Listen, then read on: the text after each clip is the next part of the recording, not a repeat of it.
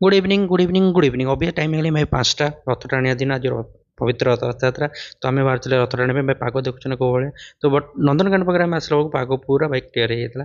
तो आम ये आसी पहुँच जाते प्रभु को दर्शन करते बड़ नमन गोटे भी गोटे करदे कहीं मुझे भावी नी आमको दर्शन मिल कहीं आम बहुत लेट आसते। तो ये किसी सांस्कृतिक कार्यक्रम होता तले बहुत छोटे छोटे पिला नाचुते बहुत ही सुंदर नाचुते। तो देखिए बहुत आनंदित लगे सुंदर लगे देखिए आ लोक बहुत ही आनंद होता भल भी देखुले। तो ये प्रभुंर झाड़ू पहरा कार्यक्रम स्टार्ट हो जाता कहीं तापर मिल था आमको रथ दौड़ी जोटा कि आम हाथ में पलि तो भाग्यर कथा कहीं से तो आम पूरी जापारे। तो ये तो मिलला जो मिलला रथ दौड़ी बहुत ही भाग्यर कथा मत बहुत खुशी लगे केवे टाणा। तो ये आसला रथ दौड़ी आम ये टाणी हाँ आ भर मत पाइबनी बहुत ही गहली थी बहुत ही रस था।